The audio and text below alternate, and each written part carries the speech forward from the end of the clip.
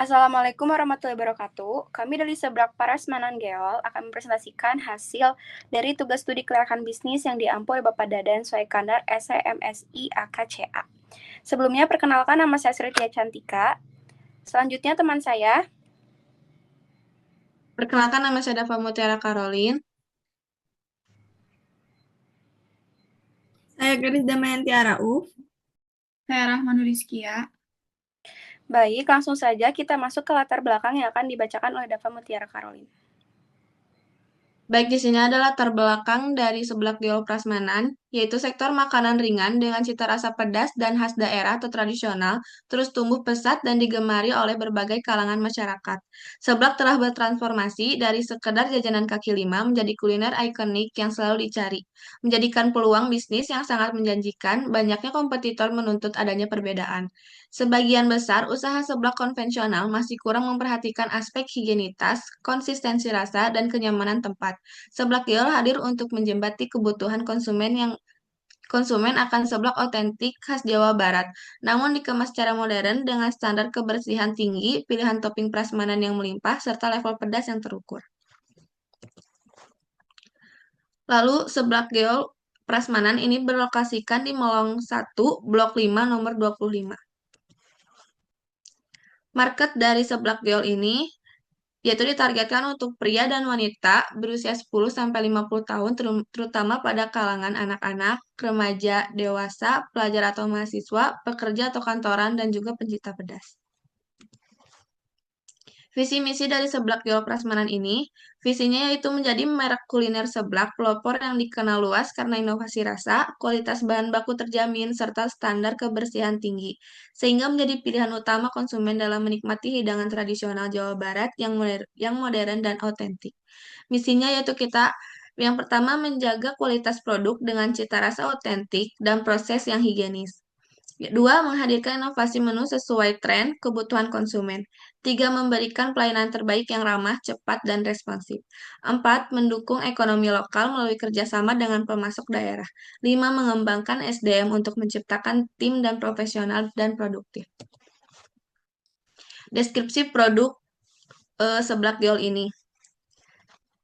Jadi, Seblak Geol ini terdiri dari dua varian kuah, yaitu ada kuah original dan kuah asam manis. Dengan tingkat level kepedasan 1-10. Dan bisa pilih topping sesuai keinginan konsumen. Segmentasi, targeting, positioning Seblak Geol Prasmanan ini, yaitu segmentasinya Seblak Geol menargetkan pria dan wanita usia 10-50 tahun, terutama pelajar, mahasiswa, pekerja, dan pecinta makanan pedas. Target utama Seblak Geol adalah remaja dan anak muda yang menyukai kuliner pedas, harga terjangkau, serta makanan kekinian dengan banyak pilihan topping. Positioning Seblak Geol diposisikan sebagai seblak khas Jawa Barat yang modern, higienis, memiliki topping prasmanan lengkap, dan cita rasa pedas otentik dengan harga terjangkau. Baik, terima kasih Dava. Selanjutnya yang akan di benchmark dan analisis kompetitor yang akan dibacakan oleh Gadis. Selanjutnya ada benchmark dan analisis kompetitor. Ada dari Seblak Anesia dan juga Seblak Nainai. Dari Seblak Anesia yaitu berlokasi di Melong, Cimahi Selatan dengan omset per hari 600.000 sampai 1.400.000. Unit penjualan per harinya 50 sampai 100 porsi. Biaya produksi per hari yaitu 300.000 sampai 700.000. Biaya operasional lainnya 100.000 sampai 200.000.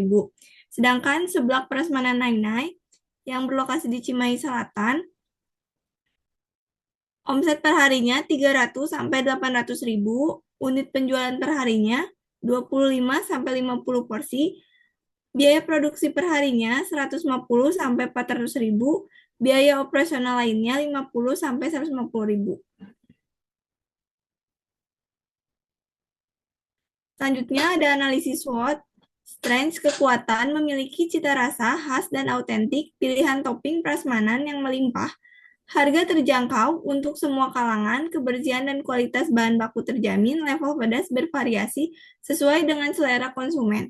Weakness, kelemahan, produk makanan tidak tahan lama, persaingan usaha seblak cukup tinggi, Ketergantungan pada tren makanan pedas membutuhkan pengelolaan bahan baku yang baik agar kualitas tetap stabil. Opportunity, peluang, seblak sedang populer di berbagai kalangan, promosi digital melalui media sosial sangat mudah dilakukan, dapat bekerja sama dengan aplikasi delivery online, peluang inovasi menu dan juga topping baru yang sangat besar, banyak kompetitor dengan harga murah, kenaikan harga bahan baku, perubahan selera konsumen, dan munculnya tren makanan baru yang lebih diminati. Strategi pemasaran seblak geol merupakan strategi pemasaran dengan menjual produk berkualitas dan harga terjangkau. Untuk semua kalangan, promosi dilakukan melalui media sosial seperti Instagram dan juga TikTok agar lebih dikenal masyarakat. Selain itu, seblak geol juga memberikan promo dan diskon pada waktu tertentu serta menjaga kualitas rasa dan pelayanan pelanggan agar konsumen merasa puas dan kembali membeli.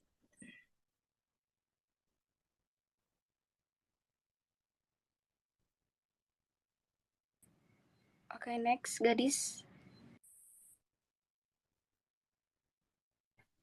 Selanjutnya ada aspek pasar dan pemasaran. Jumlah penduduknya, tabungannya 10%, konsumsi 80%, investasi 10%, sandang 15%, pangan 40%, papan 15%, pendidikan 10%, kesehatan 10%, hiburan 10%, minuman 50%, makanan 50%, mie ayam 30%, seblak 40%, bakso 30%, alirannya itu konsumsi 80%, lalu ke pangan 40%, makanan 50%, lalu ke seblak 40%.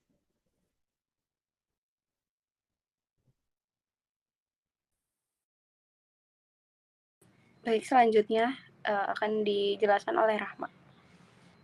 Baik, selanjutnya ada peramalan permintaan. Di sini dari data penduduknya, jumlah penduduknya ada 64.491 jiwa di 2021, di 2022 ada 64.742 jiwa, lalu 2023 ada 65.465 jiwa, 2024 ada 65.879 jiwa, dan 2025 ada 66.200 jiwa. Tapi di sini kita menggunakannya pasar potensi dari umur 10 sampai 50 tahun, yaitu di 2021 ada 40.016, lalu 2022 41.016, lalu 2023 ada 41.242, 2024 ada 41.511, dan 2025 ada 41.785. Lalu kita mencari PE-nya dengan cara jumlah penduduk dikali formula, yaitu ada konsumsi 80%, pangan 40%, makanan 50%, dan seblak 40%. Dari 2021 dikalikan PE-nya dapat 4.127, 2022 dapat 4.143, 2023 dapat 4.190, 2024 dapat 4.216, lalu 2025 dapat 4.237. Lalu ada peramalan permintaan, yaitu mencari X-nya dan X kuadrat. Mencari X-nya itu dari peramalan efektif dikali pasar potensial, lalu X kuadrat itu pasar potensial dikali pasar potensial itu X kuadrat. Lalu rata-rata kenaikan jumlah penduduk usia 10 sampai 50 tahun sebesar 1,9% pada tahun 2026, X-nya itu dapat 42.240, 2027 42.701, 2028 dapat 43.166, 2029 dapat 43.637, lalu 2030 dapat 44.112, lalu PE-nya dapat 2026 4.253, 2027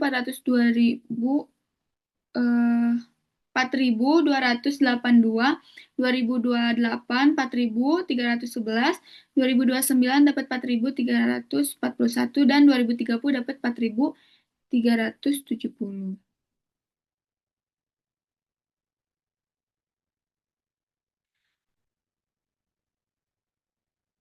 Lalu ada market share-nya, perkiraan penjualan.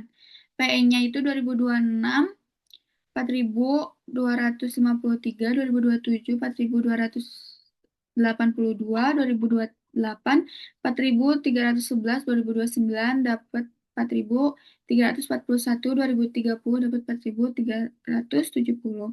Pesaingnya 2026 dapat 3.100, 2027 3.120, 2028 3.150, 2029 dapat 3.180 dan 2030 dapat 3.200.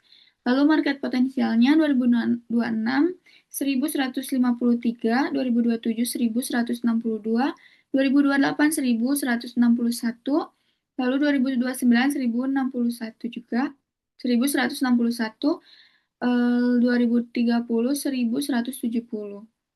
Lalu persentase market share-nya pada 2026 ada 35%, 2027 38%, 2008 40%, 2029 42%, lalu 2030 ada 45%.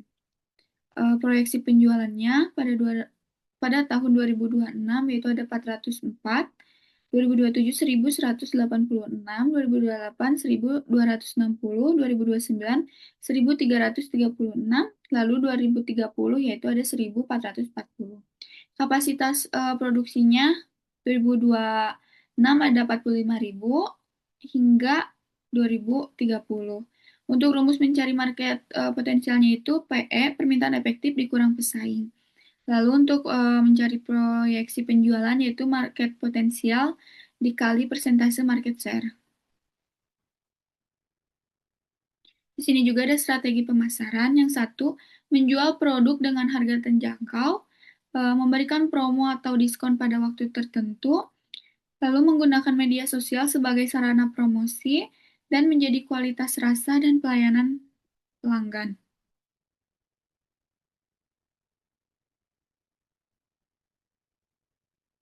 Lalu ada aspek teknis dan produksinya. Proses produksi seblak yaitu ini ada panduan cara pembuatan seblak prasmanannya atau seblak basah khas Bandung. Dari yang pertama yaitu siapkan bahan dan bumbu meliputi kencur, bawang, cabai, kerupuk, makaroni, mie, bakso, sosis, ceker, sawi, dan telur. Lalu haluskan dan tumis bumbu hingga matang dan harum.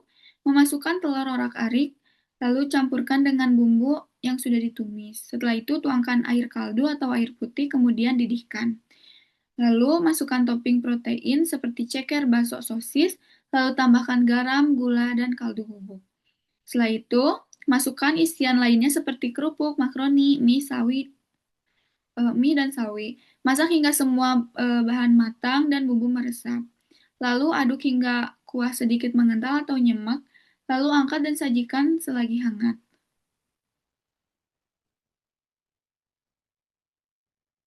Lalu ada penyusunan schedule kerja. Schedule kerja dibuat untuk membagi tugas karyawan agar operasional seblak kiol berjalan dengan baik. Jam kerja dibagi menjadi shift pagi dan sore, mulai dari persiapan bahan baku, proses memasak, pelayanan pelanggan, hingga penutupan dan pembersihan area usaha. Dengan ini, dengan pembagian jadwal yang teratur, pekerja menjadi lebih efektif dan pelayanan kepada pelanggan tetap maksimal. Lalu ada quality control dan kebersihan. Quality control dilakukan untuk menjaga kualitas produk agar tetap konsisten. Pengawasan dilakukan pada pemilihan bahan baku, proses pengolahan, tingkat kematangan, citra rasa, hingga penyajian makanan. Selain itu, setiap menu harus memiliki standar rasa dan kebersihan yang sama, sehingga pelanggan merasa puas dan percaya terhadap kualitas seblak geol. Kebersihan menjadi prioritas utama dalam operasional seblak keol, area memasak, peralatan dapur, meja pelanggan, dan bahkan makanan harus selalu dijaga kebersihannya. Karyawan diwajibkan menggunakan perlengkapan kebersihan seperti celemek dan sarung tangan saat bekerja. Pembersihan dilakukan secara rutin sebelum buka, saat operasional, dan setelah usaha tutup agar lingkungan tetap higienis dan nyaman bagi pelanggan.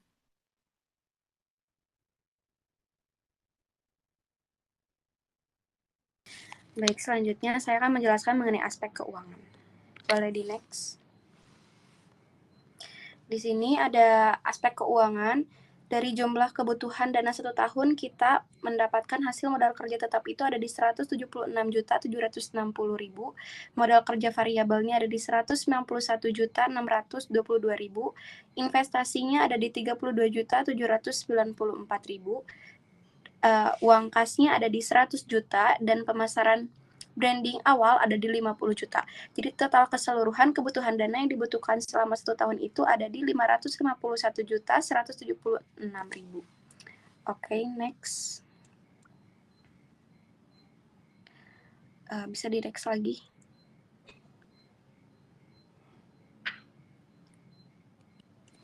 Di sini ada sumber dana yang dimana ini yang akan menjadi modal usaha kita untuk beberapa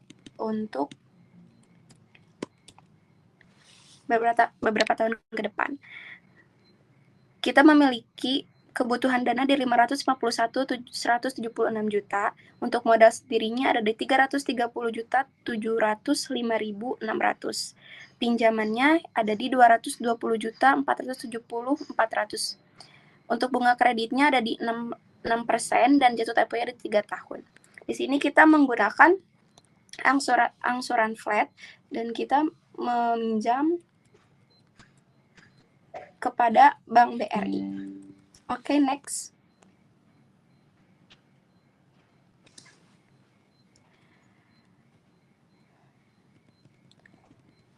Untuk menghitung angsuran kreditnya, untuk pokok pinjaman itu ada di 220, 470, 400. Untuk suku bunga per bulannya itu ada di 6%, dibagi 12 bulan jadi 0,0005. Untuk jatuh temponya ada di 3 tahun. 3 tahun dikali 12 bulan sama dengan 360 bulan. Untuk angsuran pokok per bulannya ada di 6.124.177.78. Untuk angsuran bunga per bulannya ada di 1.102.352.000. Untuk total angsuran per bulannya ada di 7.226.529. Oke, boleh di next. Di next. Di next lagi.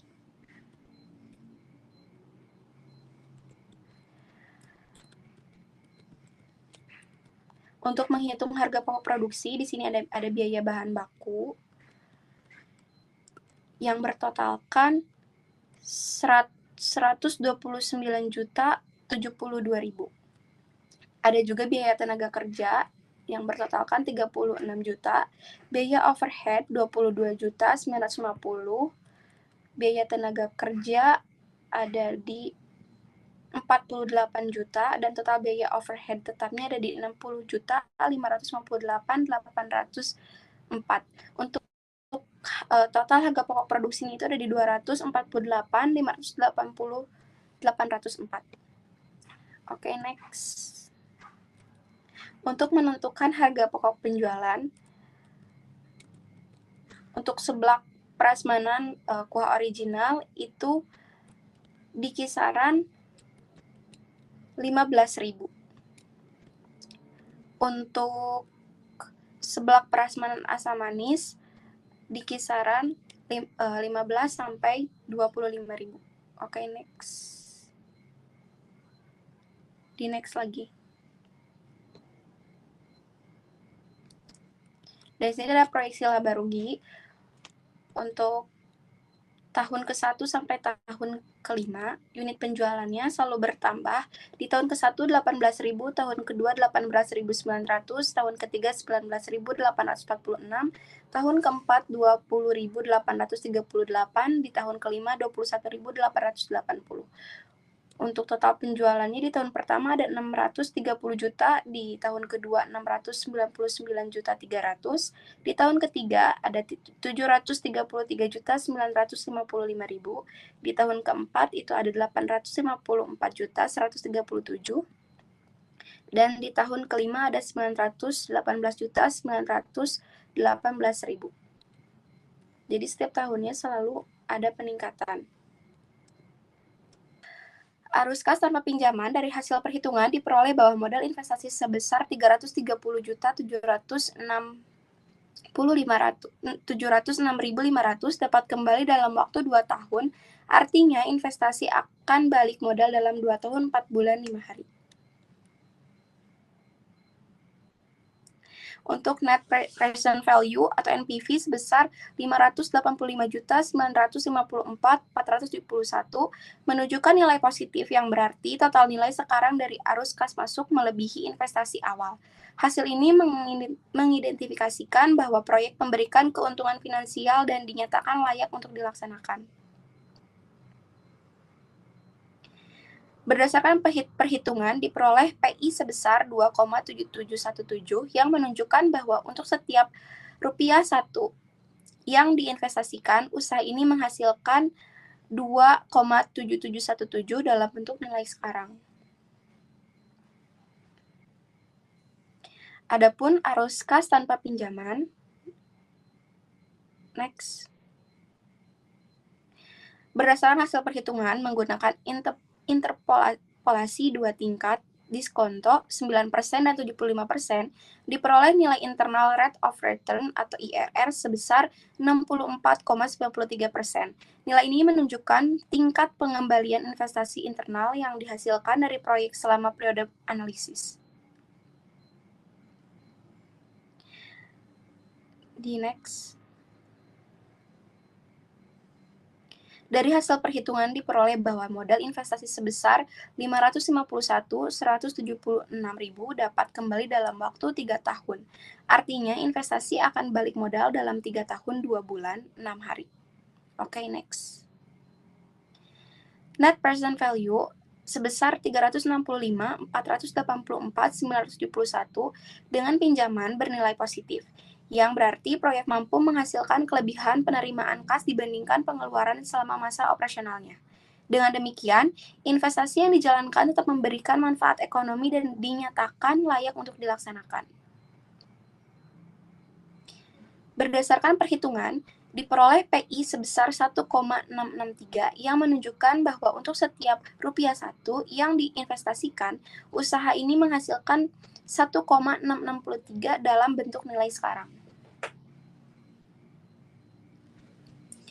Berdasarkan hasil perhitungan menggunakan interpolasi 2 tingkat, diskonto 9% dan 75%, diperoleh nilai internal rate of return IRR sebesar 43,92%. Nilai ini menunjukkan tingkat pengembalian investasi internal yang dihasilkan dari proyek selama periode analisis. Baik, untuk kesimpulannya, usaha yang akan kita jalani ini layak untuk dilanjutkan karena aspek keuangan yang tadi kita jelaskan itu sudah memenuhi syaratnya. Terima kasih, mohon maaf bila ada salah kata. Wassalamualaikum warahmatullahi wabarakatuh.